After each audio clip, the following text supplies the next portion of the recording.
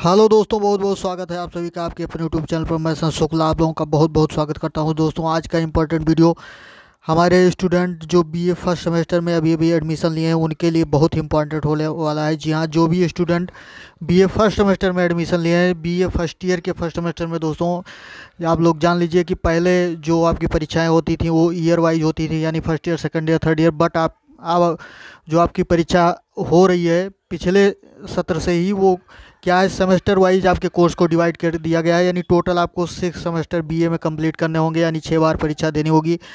तो first semester में जो भी स्टूडेंट अभी एडमिशन लिए हैं उनके लिए बहुत इंपॉर्टेंट वीडियो है। और आज के इस वीडियो में हम चर्चा करेंगे प्राचीन इतिहास के बारे में। जी हाँ, प्राचीन इतिहास के सिलेबस के बारे में डिस्कशन करेंगे दोस्तों, कि क्या क्या चीज़ है जो आपको प्राचीन इतिहास के अंतर्गत पढ़ना है। यानी एंशन हिस्ट्री जो आप कहते हैं, एंशन हिस्ट्री या प्राचीन इतिहास के बारे में क्या क्या पढ़ना है, कौन कौन से टॉपिक्स हैं, क्या क्या चीज़ें हैं, क्या चैप्टर रहेंगे आपके, ये सारी चीज़ें इसमें बताई जाएंगी। यानी आपको जो भी पढ़ना है इस वीडियो के माध्यम से आप समझ पाएंगे आपका सिलेबस क्या है। तो फटाफट अब वीडियो को दोस्तों देख लीजिए, अंत तक जरूर देखिएगा, क्योंकि जो भी चीज़ें आपको पढ़नी है सारा कुछ इसमें बताया गया है। ये आपका सिलेबस का वीडियो रहेगा।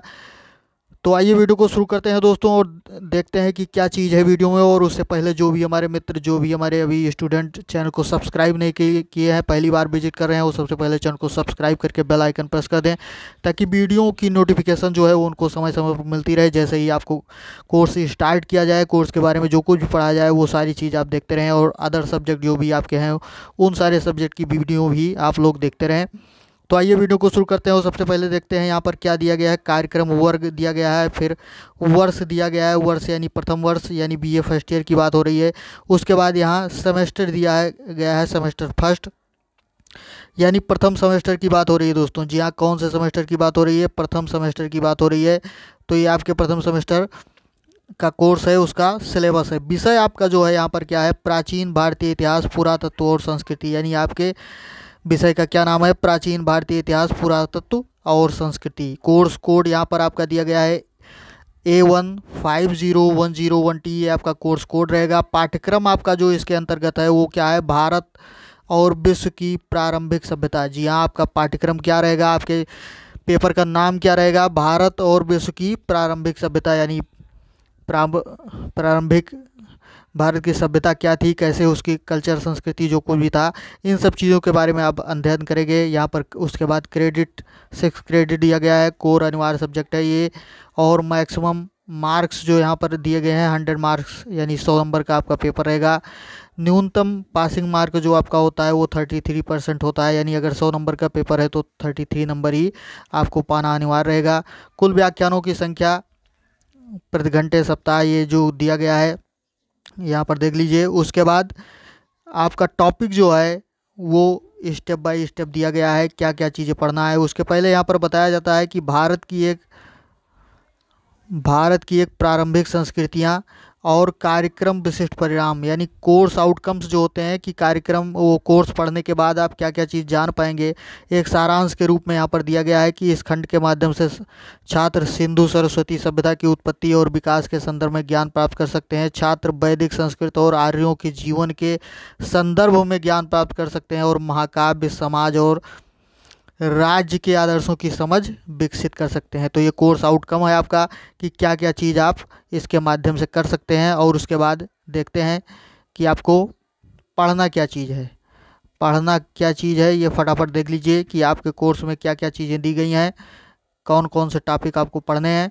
तो सबसे पहले यहाँ पर देख लीजिए कि पहली यहाँ यूनिट, आप जानते हैं कि कोर्स को आपको, आपके टोटल कोर्स को कितने यूनिट में डिवाइड किया गया है? 8 यूनिट में। जी हाँ, सारा कोर्स आपका बीए फर्स्ट सेमेस्टर का जो भी कोर्स है, चाहे वो इतिहास हो, भूगोल हो, राजनीति शास्त्र हो, या हिंदी हो, इंग्लिश हो, सारे कोर्स को क्या किया गया है?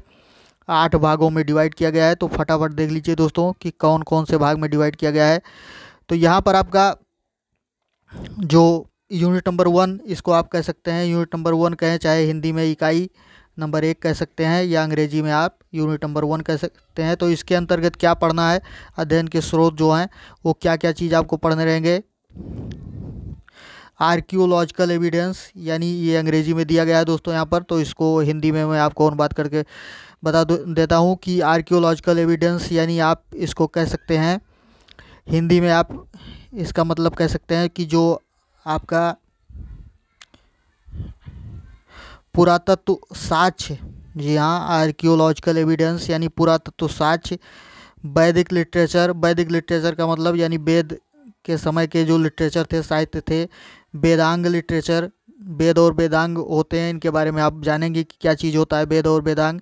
हिंदू धर्म में वेदों की संख्या 4 बताई गई है, वेदांग भी इसी तरह होते हैं। तो ये सारी चीज़ें उस समय का लिटरेचर क्या था, रामायण और महाभारत के बारे में भी आपको अध्ययन करना है, यानी उस समय के इतिहास के बारे में आपको पढ़ना रहेगा। जी हाँ, रामायण काल में, महाभारत काल में, और वेद वेदांग के समय के उसमें, और पुरातत्व साक्ष्य के आधार पर ये सारी चीज़ें आपको पढ़नी रहेंगी, इसके बारे में समझना रहेगा। यूनिट नंबर 2 में आपको क्या पढ़ना है दोस्तों, सिंधु सरस्वती सभ्यता। और उसके आगे आप देखते हैं कि इसी यूनिट के अंतर्गत और क्या चीज़ें आपको पढ़नी है, यहाँ से देख लीजिए फटाफट। यानी सिंधु सरस्वती सभ्यता और क्या, उस सभ्यता की क्या है उत्पत्ति, विस्तार, प्रमुख विशेषता, सामाजिक और धार्मिक प्रकृति, वैश्विक संपर्क, व्यापार और वाणिज्य, गिरावट।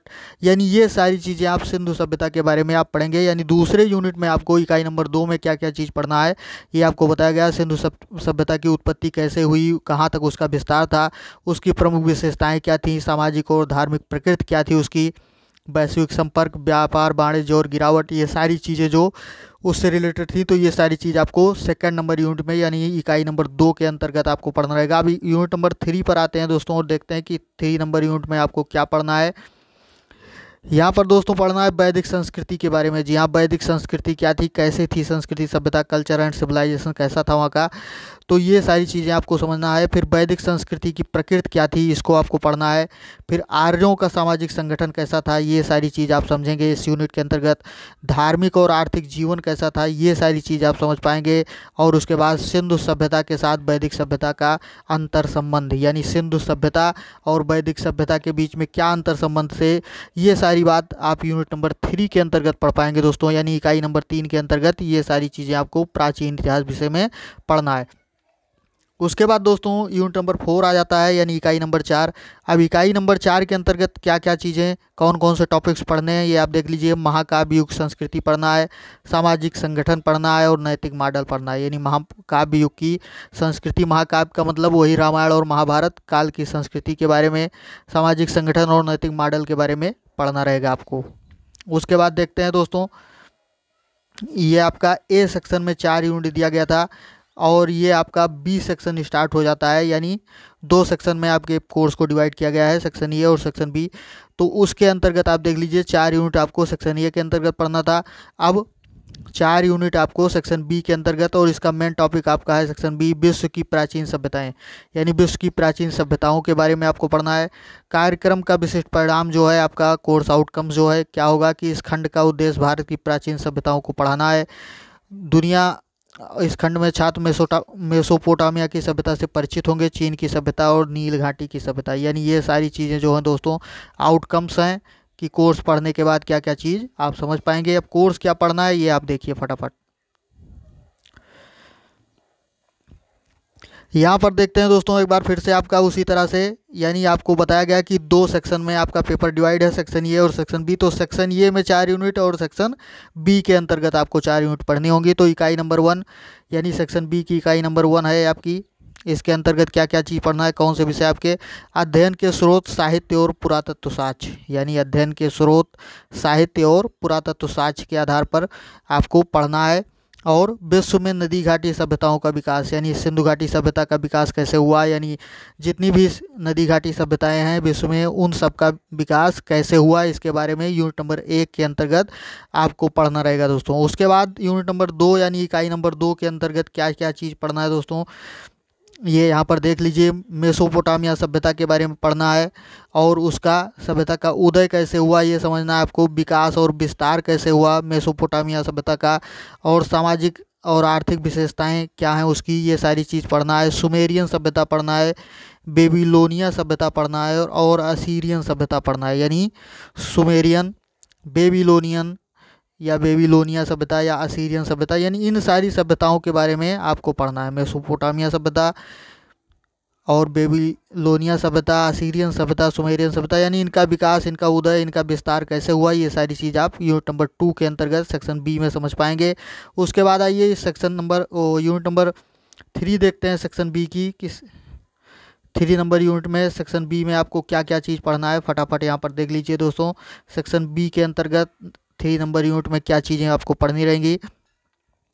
तो यूनिट 3 में देखिए यहाँ पर दिया गया है नील घाटी की सभ्यता का उत्थान और विकास, सामाजिक और धार्मिक प्रकृति। जी हाँ, नील घाटी सभ्यता का उत्थान कैसे हुआ, उसका उदय कैसे हुआ, विकास फिर कैसे हुआ, और सामाजिक और धार्मिक उसकी प्रकृति क्या थी, ये सारी चीज़ आपको इकाई नंबर 3 के अंतर्गत यानी सेक्शन बी के इकाई नंबर 3 में आपको समझना है। वैसे तो अगर देखा जाए तो ये आपका टोटल कोर्स का यूनिट नंबर 7 हो जाएगा और ये आपका यूनिट नंबर 8 हो जाएगा, लेकिन सेक्शन बी के आधार पर आप देखते हैं तो ये आपका यूनिट नंबर 3 और 4 है। तो 4 नंबर यूनिट में आपको क्या पढ़ना है दोस्तों, चीन सभ्यता के बारे में पढ़ना है और उद्भव, विकास और अन्य प्रमुख विशेषताएं, यानी चीन सभ्यता का उद्भव कैसे हुआ, उसका विकास कैसे हुआ और उसकी अन्य प्रमुख विशेषताएं क्या हैं, ये सारी चीज़ आप समझेंगे यूनिट नंबर 8 के अंतर्गत।